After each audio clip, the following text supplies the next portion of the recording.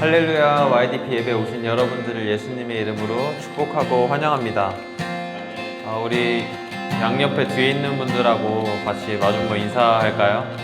안녕하세요. 우리 시간 주님 앞에 자리에서 일어나셔서 정말 그 마음을 준비하고 주님의 임재가 충만하게 해달라고 이 시간 기도로 예배 준비하시겠습니다. 기도하시겠습니다. 주님 하나님 아버지 시간 이곳에 임재하여 주십시오. 찬양 기뻐 받아주십시오. 주님 이곳에 왕 되십니다. 우리 가난한 경고한 짐들과 모든 문제와 하나님 우리 변화되지 않은 어두운 영역들이 이 시간 모두 치유받고 공격될 것을 예수 그리스도 이름으로 선포합니다.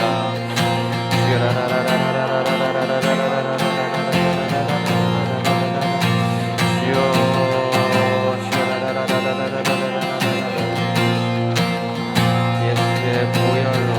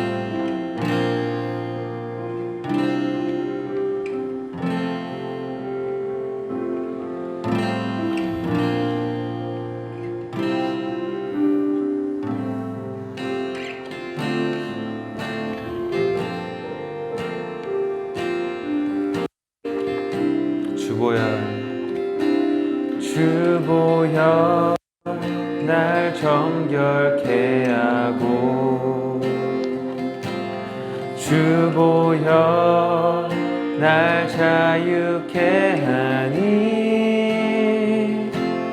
주 앞에 나 예배하는 이 시간 나의 모든 것을 주께 드리네. 주의 손 날 위해 찢기셨고 주의 발 날 위해 박히셨으니 이제는 내가 사는 것이 아니요 오직 주를 위해 사는 것이라. 아멘.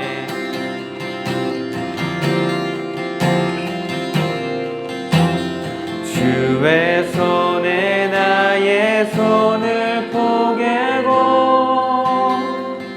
또 주의 발에 나의 발을 포개어 나 주와 함께 죽고 또 주와 함께 살리라.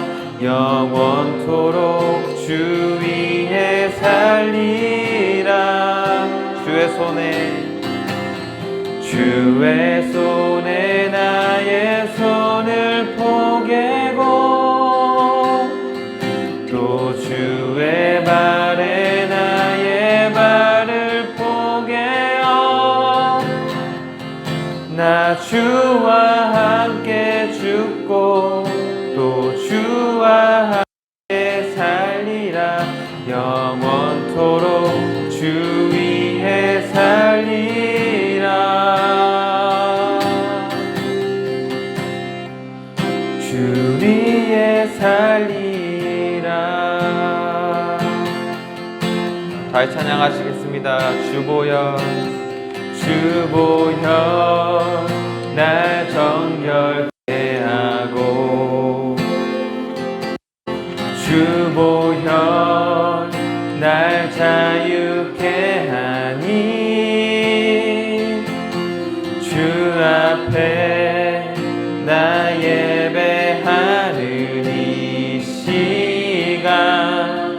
나의 모든 것을 주께 드리네. 주의 손 날 위해 찢기셨고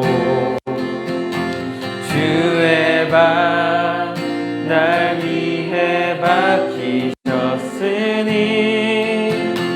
이제는 내가 사는 것이 아니요 오직 주를 위해 사는 것이라.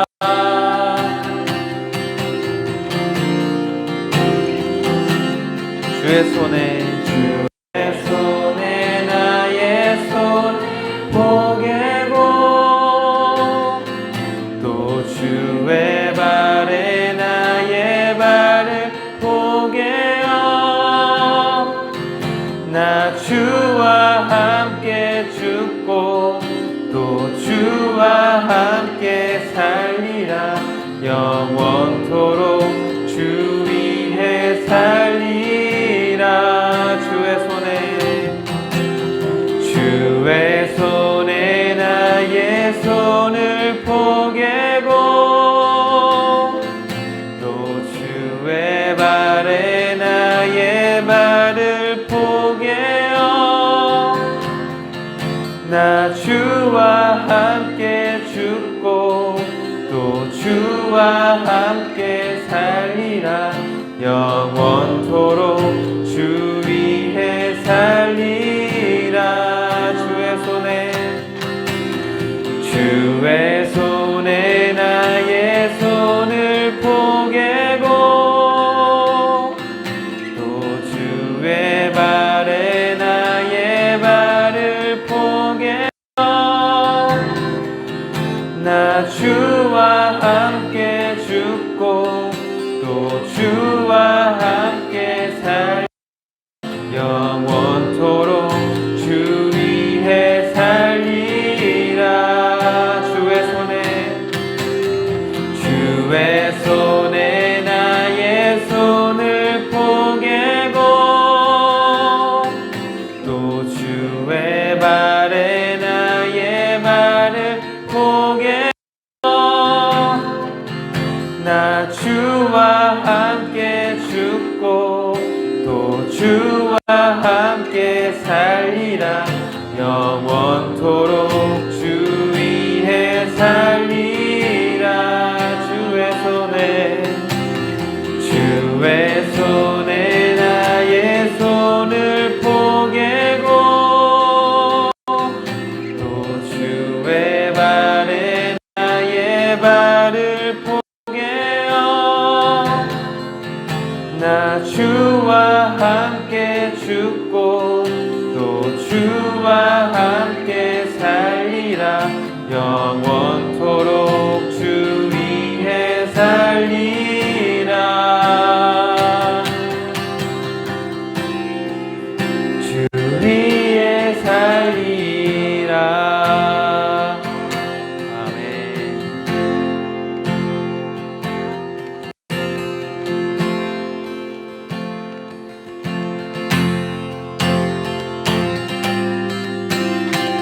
박수치면서 찬양하시겠습니다.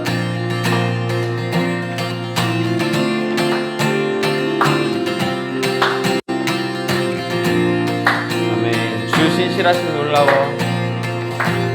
주 신실하심 놀라워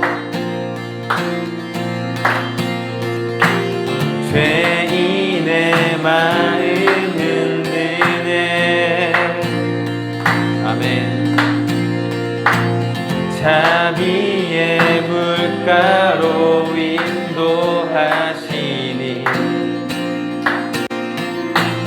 그 무엇도 끊지 못해. 다시 주 신실하심 놀라워 주 신실하심 놀라워 죄인의 마음은 드네.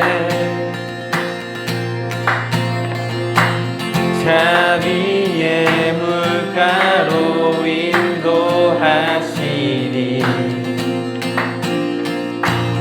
그 무엇도 끊지 못해. 주여 주여 기억하소서. 주 백성 자녀들 진실한 주님의 약속. 아멘. 주님의 은혜 내게 넘치네. 나를 향한 주 은혜.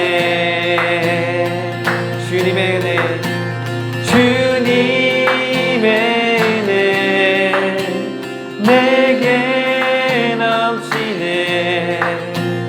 나를 향한 주 은혜. 아멘. 공의와 사랑 놀라워. 공의와 사랑 놀라워. 약한 자 들어 쓰시네. 구원의 노래로 인도하시니 만 백성 함께 찬양해. 아멘. 주여 주여 기억하소서. 주 백성 자녀들 진실한 주님의 약속. 주여 기억하소서. 주여 기억하소서. 주 백성 자녀들 진실한 주님의 약속. 아멘.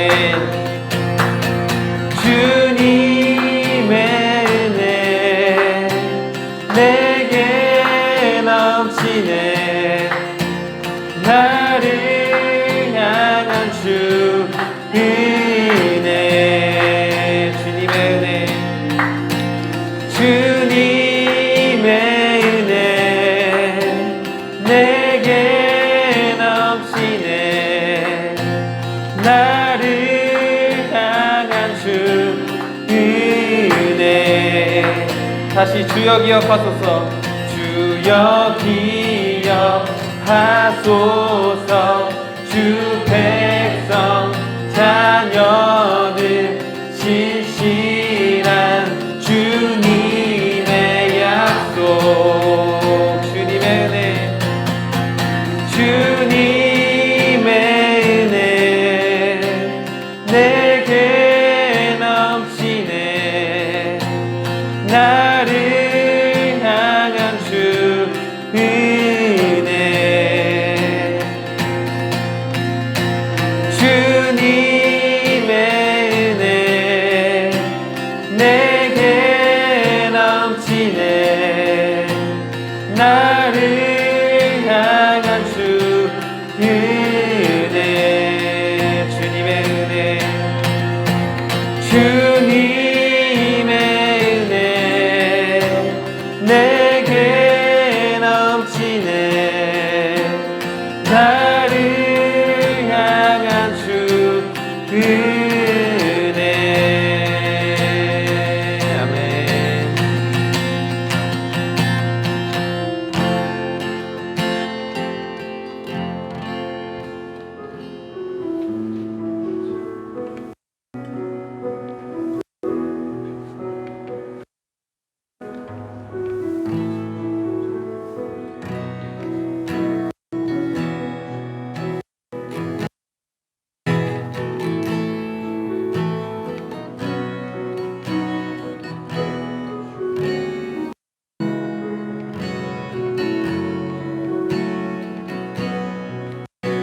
예수는 나의 힘이요. 예수는 나의 힘이요. 예수는 나의 꿈이라. 예수는 나의 참 기쁨 참 소망. 예수는 나의 꿈이라. 예수는 나의 힘이요. 예수는 나의 생명이라. 예수는 나의 참 기쁨 참 소망. 예수는 나의 꿈이라. 아멘. 예수는 나의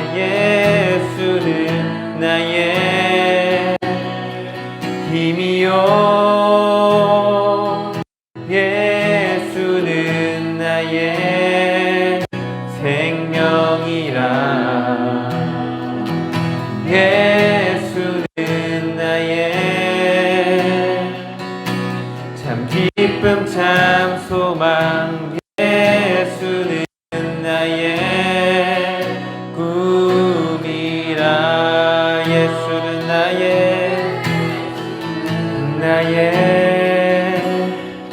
힘이요. 아멘. 예수는 나의 생명이라.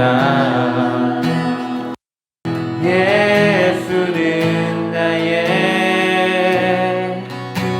참 기쁨 참 소망.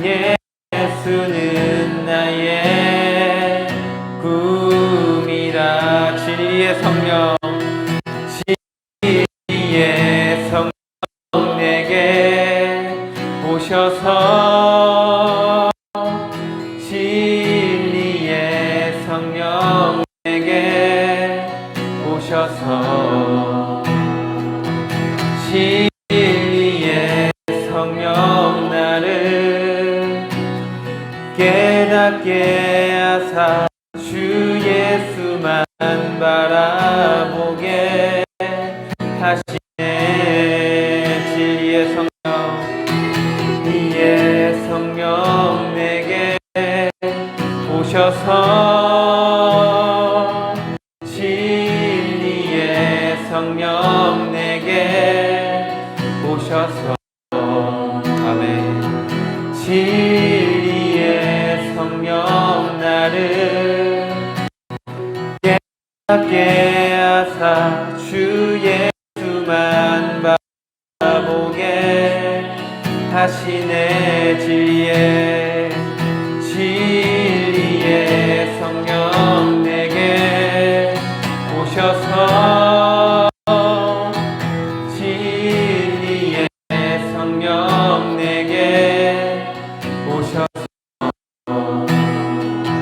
진리의 성령 나를 깨닫게 하사 주 예수만 바라보게 하시네. 진리의 성령 내게 오셔서. 진리의 성령 내게 오셔서. 진리의 성령 나를 깨닫게 하사 주 예수만 바라보게 하시네. 예수는 나의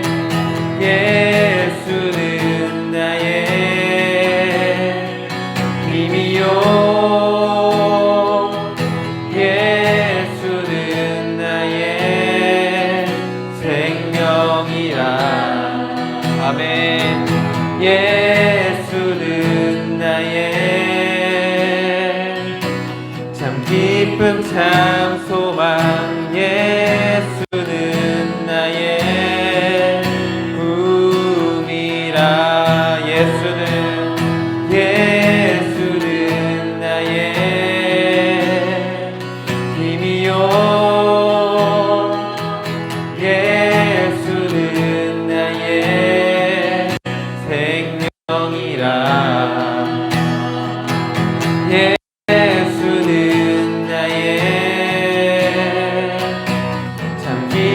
참 소망 예수는 나의 꿈이라 예수는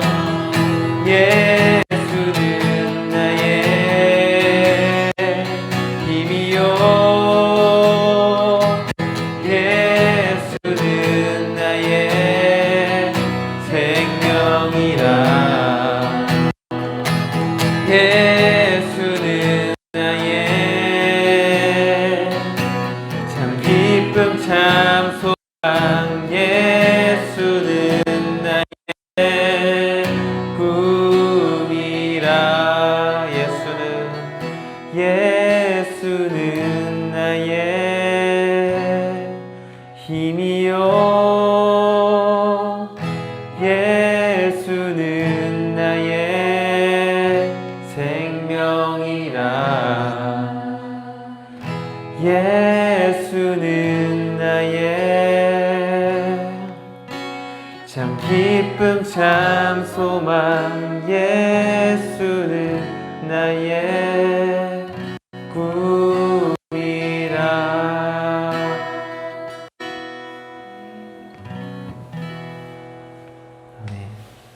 할렐루야. 우리의 힘이 되시고 생명 되시는 하나님 아버지, 이 시간 주님을 예배하게 하시니 감사합니다. 이 시간 성령 하나님 목 가운데 자정하여 주시고 이 예배 가운데 온전히 주님의 영광만이 드러나는 시간 되기를 주님 소망합니다. 이 시간 말씀 듣기 원합니다. 우리에게 말씀을 들을 수 있는 길을 열어주시고 우리의 마음밭을 주님 준비시켜 주셔서 하나님께서 주신 말씀을 우리가 온전히 듣고 또 분별할 수 있는 지혜를 허락하여 주십시오. 이 시간 김성환 전도사님의 입술 가운데 하나님의 말씀이 온전히 선포될 수 있도록 성령 하나님 주관하여 주십시오. 주님, 이 예배를 온전히 올려드립니다. 감사하며 예수님의 이름으로 기도합니다. 아멘.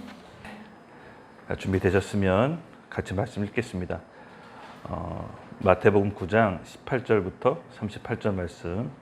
예수께서 이 말씀을 하실 때 한 관리가 와서 절하며 이르되 내 딸이 방금 죽었사오나 오셔서 그 몸에 손을 얹어 주소서 그리하면 살아나겠나이다 하니 예수께서 일어나 따라가시매 제자들도 가더니 12해 동안이나 혈루증으로 앓는 여자가 예수의 뒤로 와서 그 겉옷가를 만지니 제 마음에 그 겉옷만 만져도 구원을 받겠다 하니라. 예수께서 돌이켜 그를 보시며 이르시되 딸아 안심하라 내 믿음이 너를 구원하였다 하시니 여자가 그 즉시 구원을 받은지라. 예수께서 그 관리의 집에 가서 피리 묻는 자들과 떠드는 무리를 보시고 이르시되 물러가라 이 소녀가 죽은 것이 아니라 잔다 하시니 그들이 비웃더라. 그들은 왜 예수께서 들어와서 소녀의 손을 잡으심에 일어나는지라. 그 소문이 온 땅에 퍼지더라.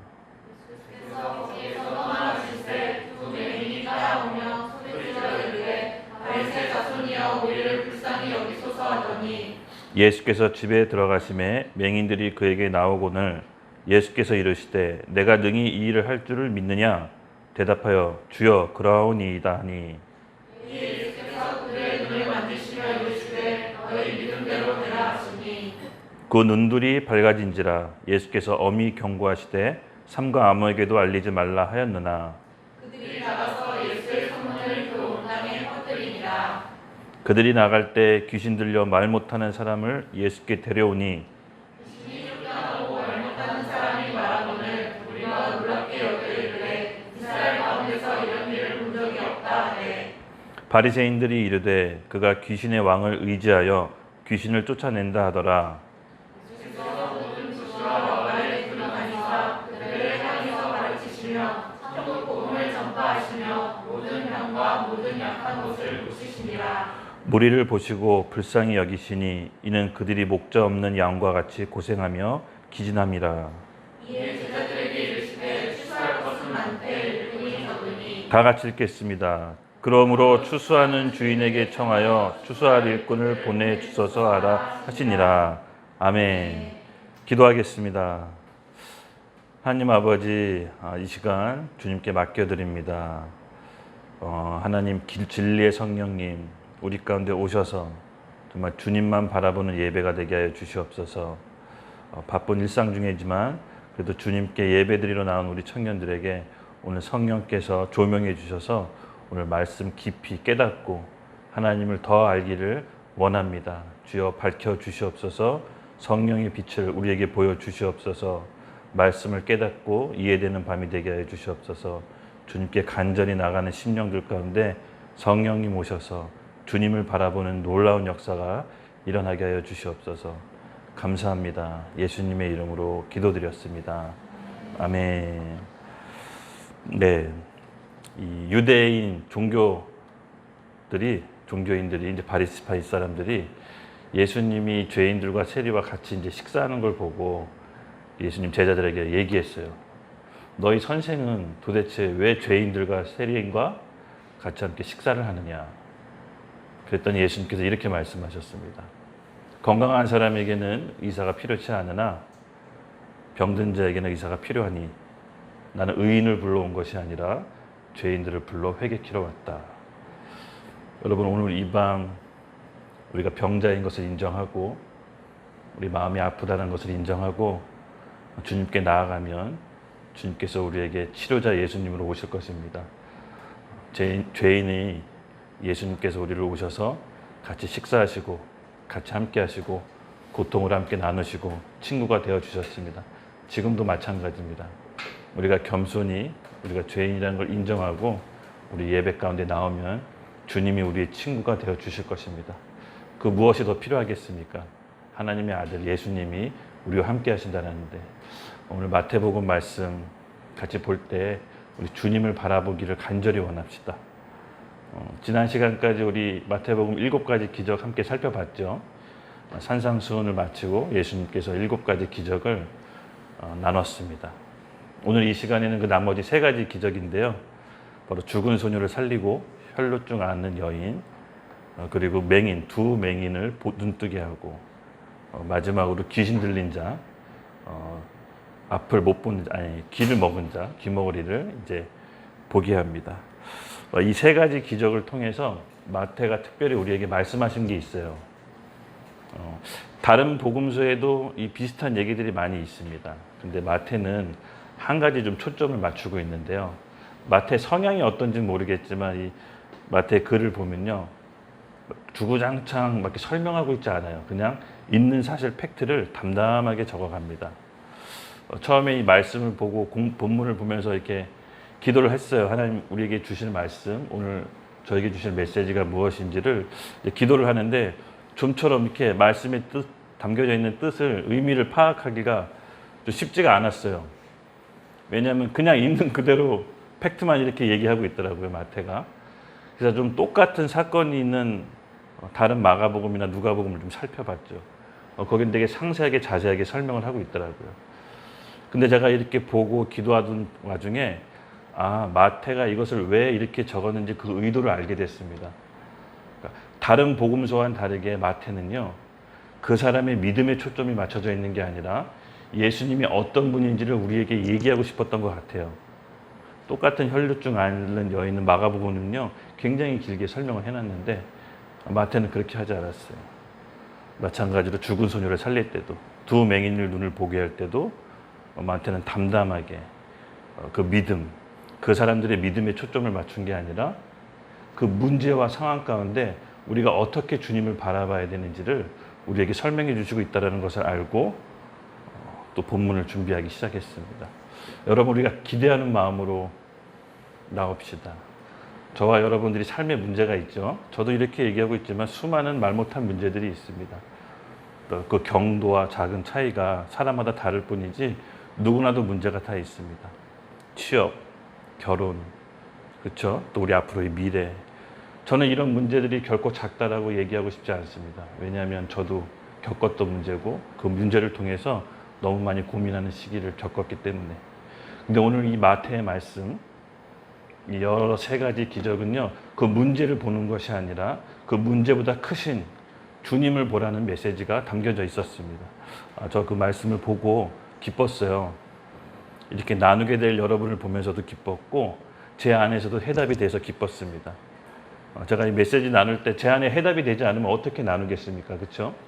제 안에 있는 주님이 주시는 확신과 복음에 대한 메시지가 확신이 있기 때문에 여러분과 함께 나누는 겁니다. 그럼 우리가 기대합시다. 주님은 우리가 겪고 있는 문제보다 더 크십니다. 이 믿음으로 나아갈 때 하나님의 시간표가 우리 삶으로 들어올 것입니다. 저는 믿습니다. 예. 오늘 이 시간에 제가 예수님이 혹시 여러분 좀 느꼈을지 모르겠지만 10가지 기적 보면서 어떤 사람은 손으로 대서 치유하시고 어떤 사람은 그냥 네 믿음대로 되라 하면서 또 치유를 하세요. 궁금했어요. 10가지 사례를 다 봤어요. 왜 어떤 사람에겐 손을 대시고 어떤 사람에겐 그냥 네 믿음대로 된다라고 했을까? 그러니까 손을 대서 치유하신 경우는 유대인이더라고요. 그러니까 유대인은 손을 대셨어요. 근데 이방인, 유대인이 아닌 이방인은 그냥 말로 이렇게 치유가 일어났어요. 왜 이러셨을까? 궁금하지 않으세요? 궁금했어요. 정말 궁금했어요. 근데 이 말 뜻에 예수님이 그렇게 하신 이유가 사실은 마태가 그렇게 추스렸어요. 그러니까 마태가 10가지 기적을 추스릴 때 그렇게 좀 구별져서 의도적으로 구별져서 저술했다는 것을 좀 파악이 됐어요. 왜냐하면 마태가 말하고 싶었던 것은 아까도 서두에도 얘기했지만 우리의 기적에 초점을 맞춘 게 아니라 그 기적을 일으키신 예수님이 어떤 분인지를 알려고 주고 싶었던 거예요. 그래서 유대인에게 손을 댔던 이유는 장차 앞으로 예수님이 재림하실 때 유대인이 예수님을 만나 보고 나서 이제 이스라엘이 예수님을 믿게 돼요. 아, 저분이 그리스도고 메시아구나. 유대인은 메시아 사상이 있어서 그 메시아가 오면은 하나님 나라를 이룬다라고 해요. 그래서 아직도 이스라엘 가면 여러분 유대인들 메시아 기다려요. 단지 그 메시아가 예수님이 아닌 걸 믿는 거죠. 근데 이방인의 믿음을 구할 때는요, 이방인들을 구원할 때는 치유하실 때 잘 들어보면 그 믿음만으로 구원받았다라고 해요. 그러니까 우리가 어떻게 믿었게 됐죠? 예수님을 믿음으로 은혜로 구원받게 됐죠. 마태의 이런 의도가 좀 보였어요. 그러니까 여기서 나온 이방인들은 믿음으로 구원받게 하고 유대인들은 손을 얹어서 직접 만나주세요. 앞으로 예수님이 재림하실 때 유대인들이 직접 예수님을 맞대면하고 성경에 나온 예수님이 그리스도셨구나라고 깨닫게 되고 우리는 이방인으로서 먼저 믿음으로 구원을 얻었죠. 그러니까 이거를 마태가 말하고 싶어 했던 것 같아요. 어디까지나 제 추정이긴 하지만 제가 이제 발견한 겁니다. 그래서 우리가 먼저 믿은 이방인 우리가 여러분 아까 맨 마지막 구절에 예수님께서 추수할 곡식은 많은데 일꾼이 없다라고 탄식하시죠. 아마 우리를 부르시는 것 같아요. 오늘 주제가 뭡니까? 이미 왔으나 아직 오지 않은. 하나님 나라는 예수를 그리스도로 영접하고 믿은 즉시 우리 안에 임하게 됩니다. 그 하나님 나라가 우리 안에 임했지만 아직 눈에 보이는 천국은 이 땅에 오지 않았습니다. 곧 예수님께서 천국을 갖고 이 땅에 임하실 텐데 우리가 지금 천국을 살아가는 우리가 그 천국에 들어갈 수가 있는 겁니다. 아직 오지 않은, 그러나 이미 우리에게 임한 오늘 이 메시지를 여러분에게 전하려고 합니다. 특별히 우리 3가지 살펴볼 기적이 있습니다. 아까도 얘기했지만 첫 번째, 죽은 소녀를 다시 살리고 혈루증 앓는 여인, 그리고 2 맹인, 그리고 귀머거리, 귀신 들린 귀머거리. 이 3가지 믿음 중에서 제가 아까 초점을 맞추고 싶었던 것은 바로 예수님이라고 했죠.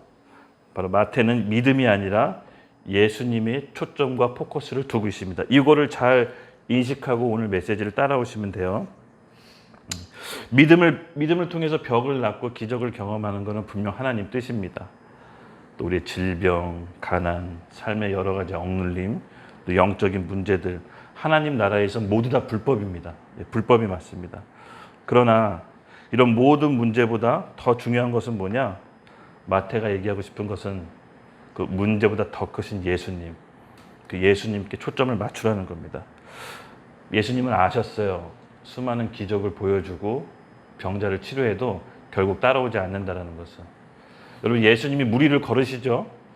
폭풍에게 잠잠하라고 명령했더니 폭풍도 잠잠합니다. 예수님의 기적 중 가장 하이라이트가 뭐냐면요. 썩은 시체, 부패에서 썩은 시체를 살려내는 게 저는 예수님의 기적의 가장 하이라이트였던 것 같아요.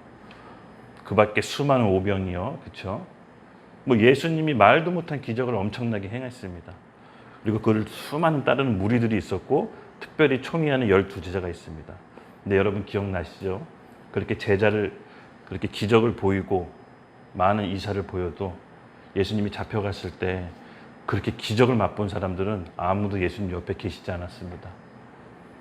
그 총애하는 수제자 베드로마저도 너무나 무서운 나머지 예수님을 3번 부인했습니다. 그리고 마지막에 저주까지 했죠. 그게 우리 인간입니다. 그래서 예수님은 아셨어요. 그런 기적이 진짜 우리를 변화시킬 수 없다라는 것을. 예수님이 말씀해 주고 싶은 부분이 바로 오늘 이거예요. 진짜 기적은 너희 안에 임하는 하나님 나라, 성령의 통치를 받고 내 내면이 변하는 것이 진짜 기적이라는 것을 보여주고 싶었던 겁니다. 여러분 잘 아시다시피 예수님은 우리에게 진짜 행복을 주시러 오신 겁니다. 거짓된 행복이 아니라 진짜 행복. 우리는 지금 내가 처한 상황, 혹은 내가 지금 처해 있는 여러 가지 문제를 벗어나면 행복할 거라고 생각합니다. 그리고 실제로 그렇게 우리는 행동도 합니다. 그러나 여러분 진짜 행복이 올까요? 그냥 제 20대 후반, 30대 초반에 가장 큰 이슈는 결혼하는 거였어요. 왜냐하면 저는 그때 낮밤이 뒤바뀐 생활을 하고 있어서 결혼할 수 없을 거라 생각했거든요. 누가 저한테 시집 올 거라고 상상을 못했습니다. 가장 큰 이슈가 결혼이었습니다. 그런데 그 시간이 흐르고 신앙생활을 하면서 생각이 좀 바뀌기 시작했어요. 왜냐하면 저는 결혼하는 게 가장 큰 행복이라고 생각했기 때문에 결혼을 꿈에도 그려서 우여곡절 끝에 했습니다. 근데 정말 행복이 덜컥 왔을까요? 네. 물론 행복한 시간도 있었습니다. 서로 30년 넘게 다른 생각, 다른 가치관, 다른 생활 습관에서 살다가 결혼해서 그 행복은 한 1년 남짓? 죄송합니다. 물론 지금은 더 행복합니다. 결혼 초기보다. 근데 인간이라는 게 그래요. 마치 그걸 얻으면 행복할 것 같지만 죽겠더라고요. 너무 달라요. 달라도 이렇게 다를 수가 없어. 남북 분단보다 더 달라요. 생활 습관, 방식, 나는 물건 이쪽으로 둬야 되는데 수영장 물건 이쪽으로 두고, 나는 수건을 걸어놔야 되는데 수건을 챙겨놓고, 뭐 이런 거부터 사소한 것까지 너무 스트레스인 거예요. 나는 밥을 먹고 넣어놔야 되는데 밥을 먹고 이렇게 얘기하면 혼날 것 같아서 뭐 이런 사소, 그 디테일 너무 다 이게 안 맞는 거예요. 그 행복은 그리 오래 가지 않았습니다. 그 우여곡절 끝에 합의를 봤어요. 왜냐면 휴전을 해야죠. 근데 사랑하는 아기가 너무 갖고 싶었어요. 1년, 2년, 3년, 4년 지나도 아기는 태어나지 않았습니다. 또 우리에게 작은 소망이 생겼습니다. 아기만 있으면 행복할 것 같아. 아기를 달라고 기도했습니다. 주시지 않았어요. 몇 번이라고 실패했는데 6년째 되는 날 아기가 왔습니다. 행복했을까요? 네. 물론 처음엔 조금 행복했습니다. 근데 이 아기를 갖는 순간 전에 없던 싸움이 시작됐습니다. 차라리 아기가 없을 걸. 이 아기 누가 돌볼 거냐. 난 이렇게 힘든데 왜 안 들어오냐. 밖에 난 사역하고 있지 않느냐. 아니 사역이 중요하냐 애가 중요해. 계속 싸움. 결국 이 애가. 그럼 우리 둘 다 우울증. 나는 누구고 여기는 어디지? 왜 결혼을 했지? 왜 애를 낳지? 여러분 생각만큼 우리가 원하는 거 얻는다고 해서 그렇게 쉽게 행복하지 않습니다. 우리 행복은 우리가 만들어 놓은 허상일 수도 있어요. 마치 그것만 있으면 행복할 것 같다지만 예수님은 진짜 행복을 주시기에 우리에게 오셨어요. 감정에 속지 맙시다. 누군가 우리에게 섭섭했다고 하더라도 여러분 그거에 속지 마세요. 그건 그 순간 감정일 뿐이에요. 감정이 나라고 생각하는 즉시 우린 불행해져요. 여러분 수많은 걸 원하는 걸 얻었다고 해서 정말 행복할까요? 더 원하는 행복이 또 찾아오고 더 큰 불행이 또 찾아옵니다. 끊임없이 반복돼요. 예수님께서는 우리에게 진짜 행복을 주시러 오셨어요. 그것은 내가 죄인이라는 걸 인정할 때, 내가 아프다는 걸 인정할 때 겸손히 주님께 나오는 자에게 진짜 행복을 주세요. 바로 예수 그리스도. 그 예수 그리스도의 생명을 받으시는 오늘 밤 되시기 바랍니다. 마태는 그걸 얘기하고 있어요. 이제 살펴볼게요. 본격적으로. 바울이 있죠. 잠깐 얘기하기 전에 바울이 있는데요. 여러분 바울의 가시 얘기 들어봤죠? 바울의 가시. 바울의 가시가 뭐냐라고 해서 학자들끼리 얘기한 게 있어요. 어떤 사람은 꼽추다, 어떤 사람은 치명적인 피부병이다, 어떤 사람은 대머리다. 뭐 또 어떤 학자는 바울이 뭐 여러 가지 질병이 막 혼재돼서 이루 말할 수 없다라고 합니다. 근데 아시다시피 바울은요, 그 병을 낫게 해달라고 정확히 그 가시가 뭔지는 좀 몰라요. 성경은 그 바울의 가시가 뭐라고 얘기하고 있지는 않아요.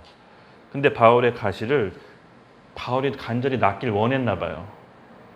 하나님께 3번씩 간구해요. 이 병만 낫게 해달라고. 복음 전하는데 불편했나 봐요. 바울이 정말 믿음이 강한 사람이었잖아요. 바울만큼 믿음 강한 사람 없었을 것 같아요. 죽을 고비 엄청 많이 넘기고 뭐 하나 가만 39번의 매를 뭐 5번씩 맞고 뭐 풍파에다가 도둑 강도 맞고, 그럼에도 불구하고 그는 하나님에 대한 열정과 부르심의 소망을 한 번도 꺾은 적이 없어요. 죽을 각오를 하고 주님을 위해 달려나갔죠. 그러던 그도 어쩔 수 없었나 봐요. 본인의 가시가 제거하게 해달라고, 치유받게 해달라고 3번씩 기도합니다. 근데 하나님의 바울의 기도를 들어주셨을까요? 안 들어주셨을까요? 끝끝내 안 들어주세요. 여기 보면 예수님이 너무나 손쉽게 다른 사람들 치유해 주는 것 같은데, 바울인데 신약 성경의 60%를 거의 넘게 저술한 그자가 왜 하나님께서는 치유를 해주지 않으셨을까요? 우리 고린도후서 12장 8절에서 10절을 서영자매님이 좀 읽어주시겠어요? 여기 본문에는 없습니다. 네. 고린도후서 12장 8절에서 10절.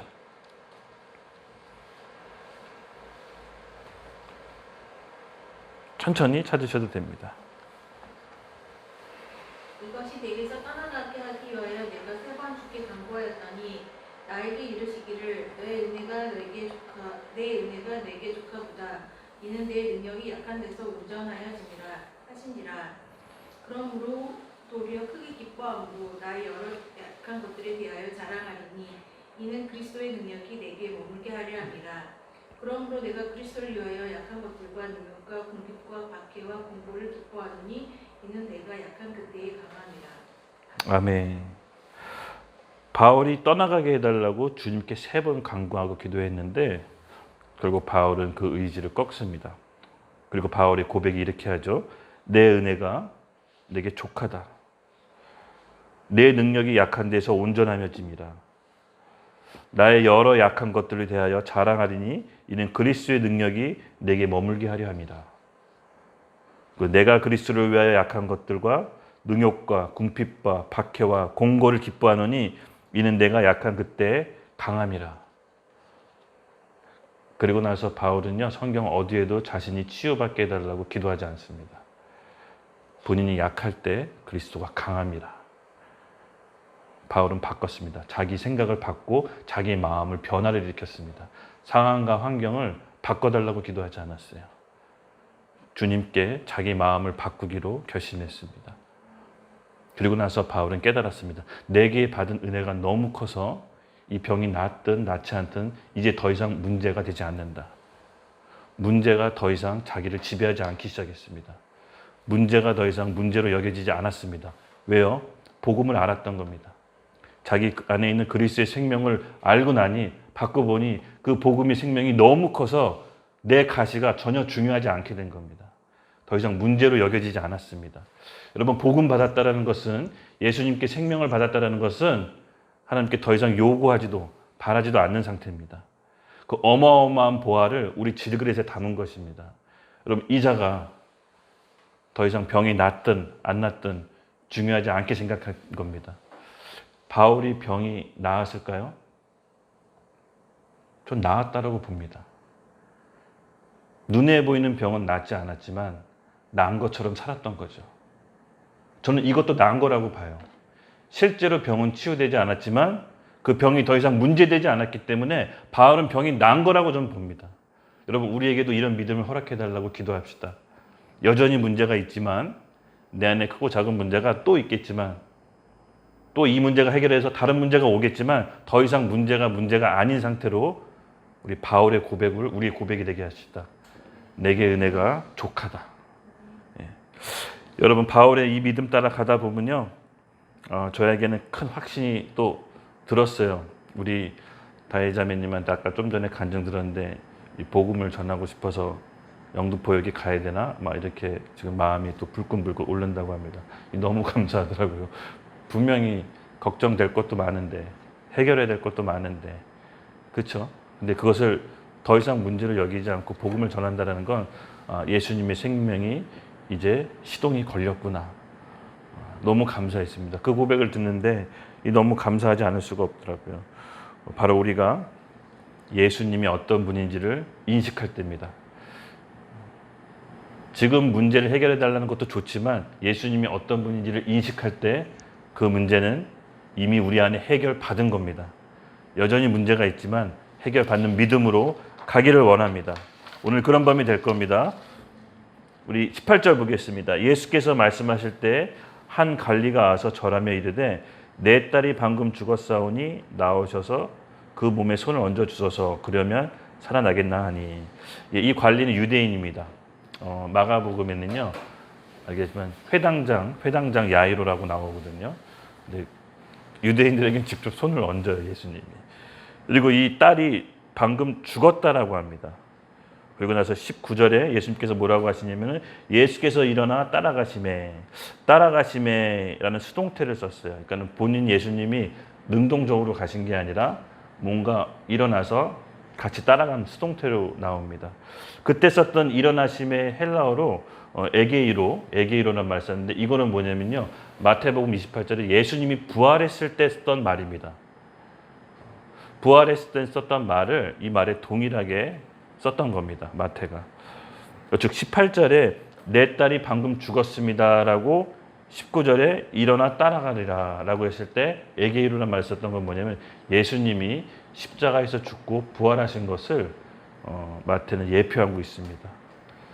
그리고 25절에는 바로 예수님께 이 소녀가 여러분 아시다시피 살아나는 장면이 나오죠. 예수님이 손을 얹은즉 딸이 이제 살아납니다. 바로 예수님이 십자가에서 죽고 부활하심을 첫 서두에 첫 번째 기적에서 예표하고 있습니다. 20절 혈루증 여인으로 넘어가겠습니다. 12해 동안 혈루증을 앓는 여자가 예수의 뒤로 와서 그 겉옷만을 만지니 이는 제 마음에 그 겉옷만 만져도 구원을 받겠다 하니라. 예수께서 돌이켜 그를 보시며 이르시되 딸아 안심하라 내 믿음이 너를 구원하였다 하시니 여자가 그 즉시 구원을 받은지라. 혈루병 저도 뭐 잘 모르겠어요. 어떤 병인지는 여자가 아니라서. 근데 이 혈루병 여인의 상태를 마가복음에 살펴봤더니 자세히 묘사하고 있더라고요. 그러니까 그 여자가요 혈루병 때문에 정말 여러 의사도 만나고 그 병을 고치려고 여기저기 다방면으로 뛰어다녔나 봐요. 또 고생도 하고 치료도 하고 재산도 많이 탕진했다라고 마가복음에 꽤 이 여자 상태를 자세하게 묘사하고 있습니다. 말 그대로 병 치료하다가 12년 동안 이 의사 저 의사 돈도 많이 쓰고 고생도 하고 지치고 그런데 더 악화됐다라고 나와요. 병이 나아진 게 아니라 더 이상 기댈 수 없는 상태죠. 그 혈류병으로 인해 뭐 가산이 다 탕진할 정도니까 병이 낫다라면 좋겠지만 더 악화됐다라고 합니다. 말 그대로 희망도 없고 기댈 곳도 없는 상태입니다. 그런 이 혈류병 여인이 예수님이 온다는 소식을 들었던 거예요. 이 혈류병이란 자체가 상징하고 있는 것은 내 삶에 오랫동안 해결되지 않은 문제, 집요하게 내 발목을 잡고 있는 거, 그러니까 좀처럼 기도해도 해결되지 않는 문제입니다. 도무지 해결할 기회가 보이지 않습니다. 그런 그 여인이 예수님이 온다는 소식을 듣고 박차고 남자들 틈에 나간 겁니다. 이 당시에 여자가 이렇게 하는 거 쉽지 않거든요. 여자가 사람들 틈에 나가서 박차고 나간다는 거는 정말 다급했던 거예요. 더 이상 요 타임, 예수님이 지나갈 때 이 타임 놓치면은 자기에게 희망을 없다는 걸 본인이 알았던 거예요.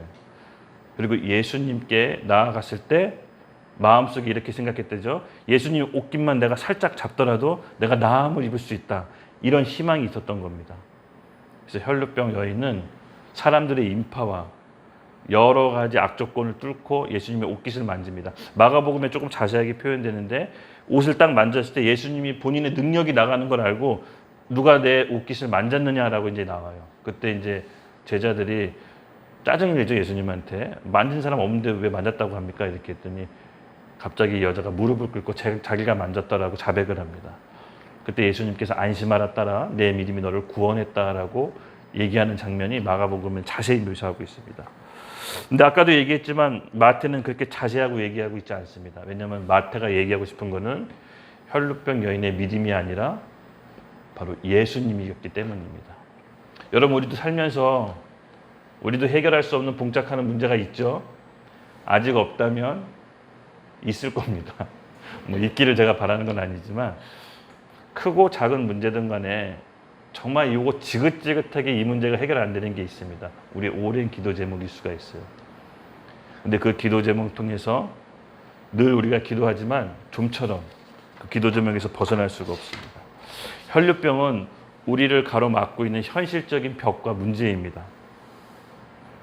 마태는 이 똑같은 다른 복음서에는 다루고 있지는 않지만 간단하게 이 얘기를 다루면서 혈루병 여인의 시선을 바꿔줍니다. 바로 그 문제에 휩쓸려서 그 문제 때문에 진짜 봐야 될 예수님을 놓친 겁니다. 비로소 자기가 갖고 있는 재산, 의사, 자기가 할 수 있는 모든 방법을 동원했을 때 그것이 소용이 없다는 걸 깨달은 즉시 예수님이 온다는 소식을 들었던 거죠. 여러분 어떻습니까? 우리도 어떤 문제가 생겼을 때 우리 힘으로 막 하려고 애쓰잖아요. 그렇죠? 주변에 아는 사람, 친구, 또 내가 갖고 있는 내 능력, 내 인맥, 또 내가 할 수 있는 모든 것을 다방면으로 뛰어다닙니다. 근데 그래도 안 될 때가 있습니다. 그때 비로소 우리 안에 있는 예수님을 바라보게 되죠. 마태는 이걸 원한 겁니다. 우리 힘으로 안 될 때, 가산이 탕진하고 우리 힘이 쫙 빠지고 우리가 포기했을 때 비로소 예수님이 보였던 혈루병 여인처럼 하나님께서는 삶의 결끝 때 우리 문제를 이런 봉착한 문제가 있을 수 있다는 겁니다. 그럴 때 우리가 해야 될 건 뭐냐? 주님을 바라보는 겁니다. 우리 솔직히 얘기해 볼게요. 신앙생활하면서 가장 좀 어려운 게 뭐예요? 신앙생활하면서 어려운 게 혹시 뭐가 있습니까, 여러분? 좀 어려웠던 거. 아니면 지금 신앙생활 하는데 이게 너무 어렵다 하는 거. 자기 부인이요. 자기의 부인. 네, 뭐 말로는 표현하지 못하지만 표정으로는 다 얘기해 주셨습니다. 저 같은 경우 신앙생활 가장 어려운 거 주님만 바라보는 거. 이 진짜 힘들지 않으면 끝끝내 예수님을 붙잡지 않더라고요. 제가 말로는 그의 나라와 의를 구한다라고 하지만 진짜 고집스럽게 그의 나라와 의를 구하지 않는 제 모습을 봤어요. 여러분 신앙생활하면서 진짜 어려운 게 주님만 바라보는 겁니다. 우리 좀 솔직해지면 좋을 것 같아요.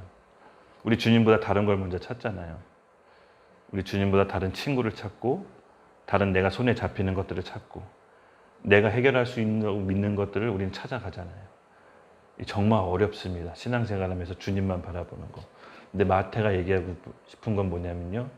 우리가 혈루병 여인과 같다라는 거예요. 우리가 다 털리고 가산을 탕진하고 우리가 믿고 있는 걸 다 잃었을 때 비로소 혈루병 여인은 주님을 찾게 되는 겁니다. 주님을 보게 된 겁니다. 우리가 주님을 바라볼 때 예수님께서 우리에게 명령하십니다. 따라 안심하라 내가 나음을 얻었다. 이 문맥 잘 읽어보면요. 혈루병 여인이 예수님 옷을 만졌을 때 낫지 않습니다. 만지고 나서 예수님이 쳐다보고 예수님이 선포했을 때 따라 안심하라 내 믿음이 구원을 얻었다라고 선포했을 때 비로소 그 병이 그쳤다라고 나옵니다. 우리가 지금 해야 될 건 뭐냐면 그 문제에 매몰되는 게 아니라 그 문제를 붙잡고 가는 게 아니라 예수님을 바라봐야 될 때입니다. 여기에 대해서 믿음이 필요합니다. 여러분 이 믿음이 뭐냐면요. 지금 내 생각, 그 내가 과거에 맺고 있던 여러 가지 아픔, 상처 끊어내는 믿음이 있습니다. 있어야 됩니다. 그걸 끊어내셔야 됩니다. 끊어내는 구체적인 믿음은요. 내가 사람들한테 회개할 게 있다면 회개하셔야 되고 또 내가 지금 믿음으로 결단해야 될 게 있다면 믿음으로 결단해야 됩니다. 이것이 혈루병 여인이 보였던 바로 예수님의 옷깃을 만진 겁니다. 예수님께서 우리에게 요구하시는 것은 우리의 믿음이지만 동시에 예수님을 바라보는 거. 지금 내 문제보다 더 크신 주님이 내 앞에 있다는 걸 인식하시는 겁니다. 그 믿음 앞에 나아갔을 때 예수님의 명령이 떨어질 겁니다. 따라 안심하라. 내 믿음이 너를 구원했다. 그 음성을 듣기 바랍니다. 기도하십시오. 기도하면서 하나님께 아뢰십시오. 그러면 하나님께서 믿음을 발휘할 수 있도록 상황을 만들어 주실 것입니다. 우리가 해야 될 몫이 있습니다. 그랬을 때 하나님께서 우리에게 믿음을 허락하셔서 분명히 이전과는 다른 삶으로 이끄실 것입니다. 주님을 바라보는 것이 정말 힘들었습니다. 저도 마찬가지입니다. 주님께 시선을 돌렸을 때는 이미 제가 갖고 있는 많은 것들을 잃어버린 경우가 많았지만 그래도 그렇게 해서 그 상황 가운데 주님을 봤을 때 주님께서는 저에게 말씀해 주셨어요. 성환아, 네가 많은 것을 잃고 나를 쳐다보는 게 훨씬 유익하다. 너가 잃어버린 것들을 더 이상 생각하지 말아라. 나를 봤을 때 내 안에 모든 것이 있다는 것을 말씀해 주셨어요. 저한테 그 말씀이 제 음성을 들었을 때 제 안에 평안함이 임했어요. 실제로 많은 걸 잃어버렸어요. 주님을 믿지 못하고 내가 내 힘으로 해결했을 때 더 얻었던 게 아니라 많은 걸 잃어버렸어요. 인간관계, 금전적인 거, 여러 가지 일들. 근데 진짜로 제가 그 상황 가운데 주님을 바라봤을 때 주님의 음성을 들었습니다. 따라 내 믿음이 너를 구원했다. 똑같은 음성이었어요. 성환아, 나를 바라봐라. 내 안에 모든 게 있다. 제가 그 음성을 들었을 때 정말 제 안에 평안이 임했습니다. 천국을 우리 가운데 먼저 임해야 됩니다. 네. 두 맹인 사건으로 넘어갈게요. 이 두 맹인 사건은요, 다른 복음서에는 나오지 않습니다. 이 마태복음에만 나오는 독특한 사건인데요. 27절, 두 맹인이 따라오며 소리질러 이르되 다윗의 자손이여 우리를 불쌍히 여기소서. 이 다윗의 자손이란 말이 사람 입에서 나오는 거는 마태복음 1장 1절 그 예수님의 족보를 설명할 때 다윗의 자손이란 말이 한 번 언급되고 지금 이 두 번째 말합니다. 다윗의 자손. 다윗의 자손이여라고 했을 때 이게 무엇을 의미할까요? 두 맹인이 눈은 보지 못하는데 예수님이 어떤 분인지는 영안으로 봤던 것 같아요. 비록 내가 눈은 멀었지만 주님이 우리 앞에 지나간다. 친구였나 봐요. 두 맹인이래요. 야, 주님 지나갈 때 절대 놓치면 안 돼. 그럼 우리가 뭐라고 해야 듣냐? 여러 가지 상상을 해볼 수 있겠죠. 주님이라고 할 수도 있고 하여튼 왕이시여 하여튼 막 주목을 끌 수 있으면 그걸 썼을 것 같은데 정말 재미있게 이 성경 전체에 보면요. 다윗의 자손이여라고 얘기한 게 언급된 요 한 구절이에요. 그러니까 얘네들이 예수님이 어떤 분인지 알았던 것 같아. 다윗의 자손이여라고 합니다. 예수님이 가다가 멈췄겠죠? 아니, 다윗의 자손? 그리스도를 뜻하는 거죠. 유대인은 메시아 사상이 있었기 때문에 다윗의 자손, 그 계보는 그리스도를 뜻한 겁니다. 예수님께서 멈췄습니다. 역시 이 두 맹인에게 손을 얹었습니다. 이 맹인은 유대인이었어요. 다윗의 자손이라고 얘기한 거 보니까 유대인이었던 것 같아요. 손을 터치하십니다. 그리고 눈을 보게 됩니다. 마태복음이 이 두 맹인을 통해서 얘기하고 싶은 건요. 예수님이 어떤 분인지를 우리에게 알려주고 싶으신 것 같아요. 주는 그리스도시요 살아계신 하나님의 아들이십니다. 여러분, 마태복음 16장에 보면요. 이 빌립보 가이사라는 지방에서 예수님과 제자들이 함께 모여요. 그리고 제자들한테 물어봐요. 사람들이 나를 누구라 하느냐. 예수님 궁금하셨나 봐요. 기적을 베풀고 여러 무리를 이끌어 다니니까 예수님 제자한테 직접 물어봅니다. 사람들이 나를 누구라 하느냐. 그 중에 제자들이 대답하죠. 세례 요한이라고 합니다. 어떤 이는 예레미야라고 합니다. 어떤 이는 엘리야라고 합니다. 세례 요한 같은 정치 지도자로 봤나 봐요. 또 예레미야 같은 눈물의 선지자로 또 봤나 봐요. 구제해주고 위로해 주시니까. 또 엘리야 같이 능력 있어 보이잖아요. 죽은 사람 살리고 귀신 내쫓으니까. 근데 그때 예수님께서 물어봐요. 제자들한테. 사람들 말고 그럼 너희는 나를 뭐라고 하느냐? 너희는 나를 뭐라고 하느냐? 그때 제자들이 아무도 대답을 못합니다. 근데 우리 베드로가 정확하게 대답하십니다. 주는 살아계신 하나님의 아들이요 그리스도이십니다. 그리스도이십니다. 그때 예수님께서 베드로에게 엄청난 축복을 해요. 내 반석 위에 내 교회를 세우겠다. 내가 너에게 천국 열쇠를 주겠다. 네가 땅에서 매이면 하늘에서도 매이고 땅에서 풀면 하늘에서도 풀릴 것이다라는 축복을 베드로에게 엄청나게 몰아주셨어요.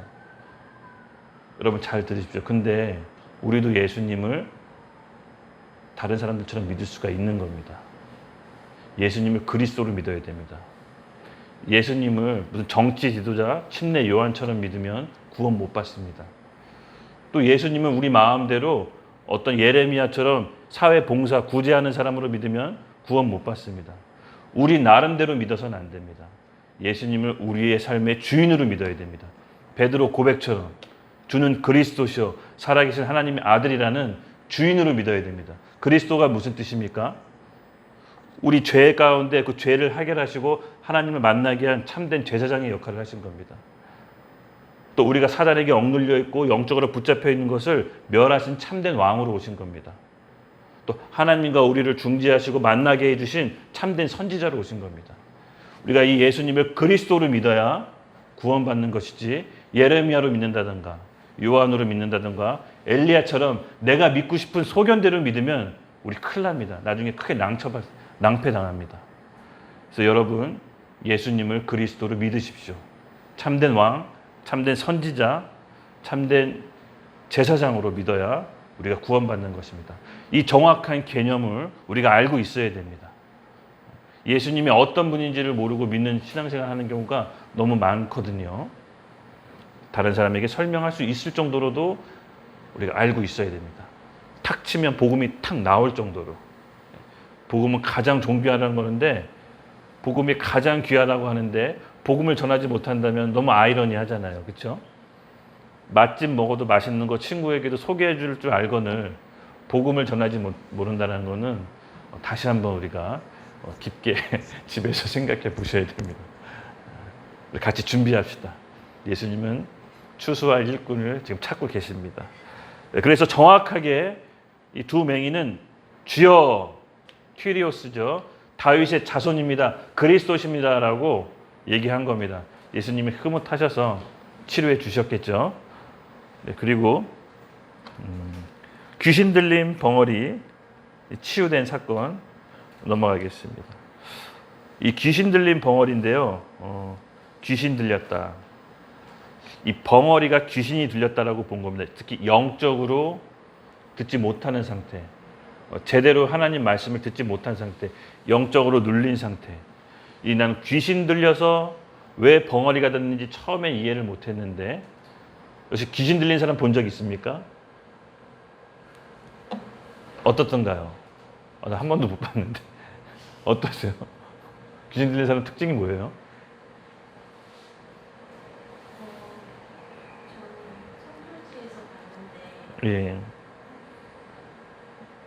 기도를 받으면 몸에서 막 침이 흐르고 눈이 돌아가고 했어요. 네. 아멘. 우리는 그런 일 없길 바랍니다.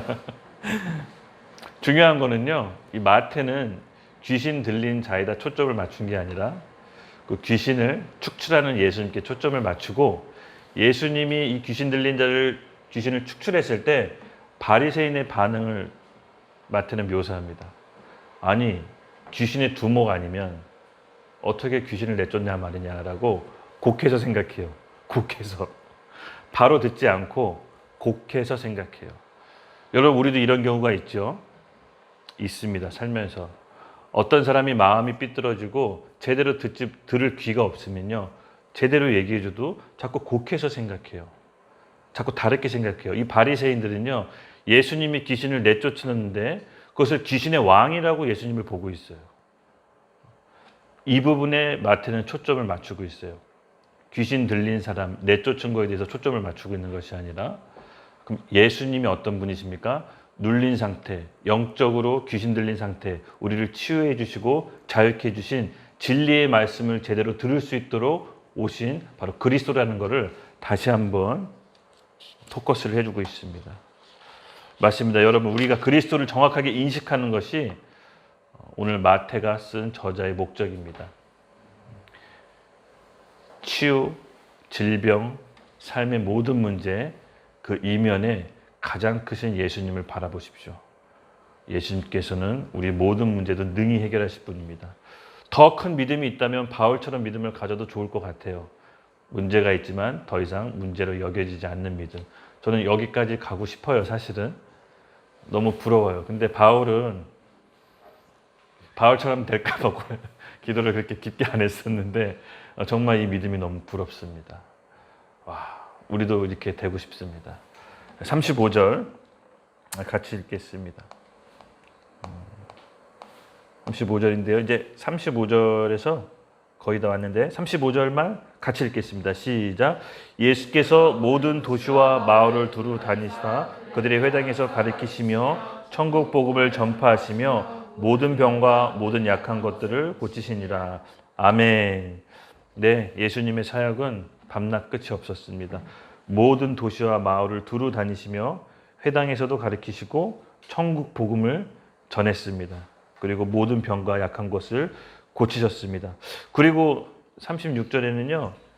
무리를 보시고 너무 불쌍히 여기셔서 그들이 꼭 목자 없는 양과 같다라고 느끼셨어요. 그리고 나서 37절에는 제자들에게 이렇게 도전하십니다. 추수할 것은 많되 일꾼이 적으니 그러므로 추수하는 주인에게 청하여 추수할 일꾼을 보내주소서 하라.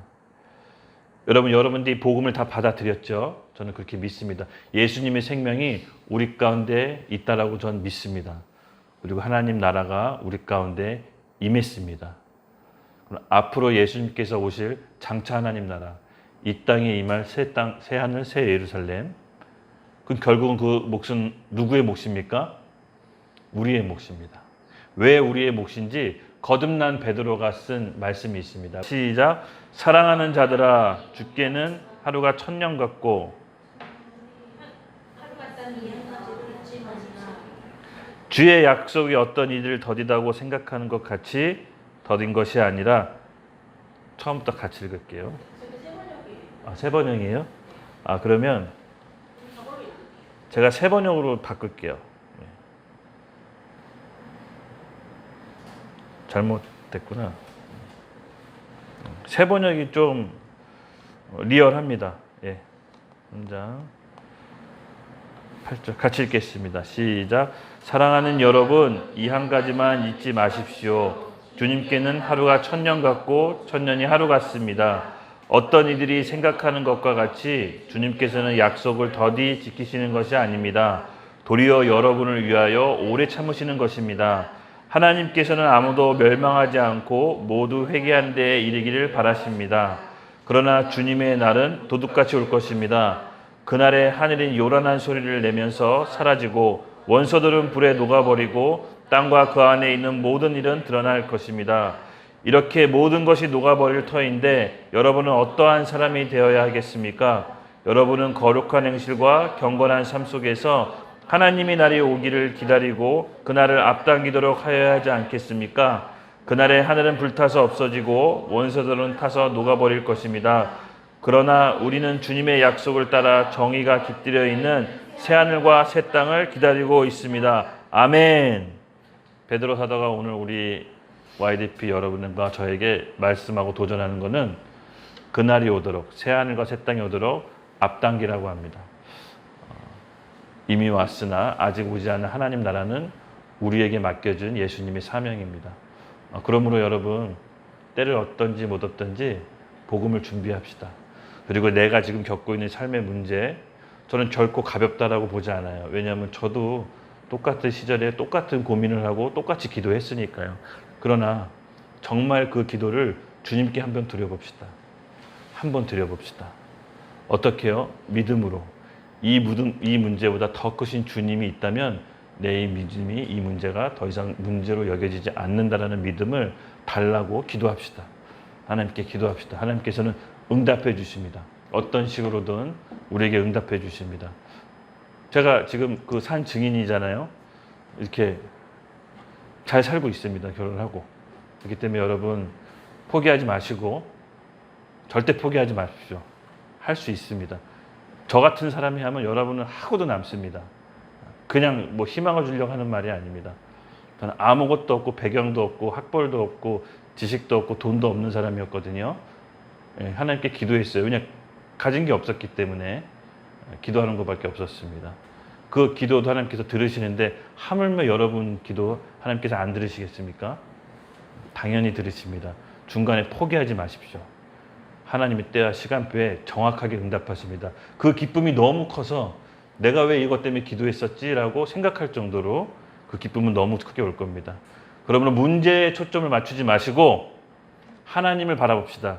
주님을 바라봅시다. 우리 같이 기도하겠습니다. 기도할 때 내가 붙잡고 있는 문제 사실은 내가 붙잡고 있어서 그런 거예요. 그 허상입니다. 정말 허상입니다. 하나님께서는 우리가 지금 붙잡고 있는 문제를 오늘 이 밤 우리가 내려놓기를 원합니다. 주님께 드립시다. 주님만 바라봅시다. 주님을 바라볼 때입니다. 우리 같이 기도할 때 주여 크게 한번 외치고 우리 마음속에 있는 문제를 주님께 내어드립시다. 주님께 해결해 달라고 내어드립시다. 우리 같이 기도하겠습니다. 주여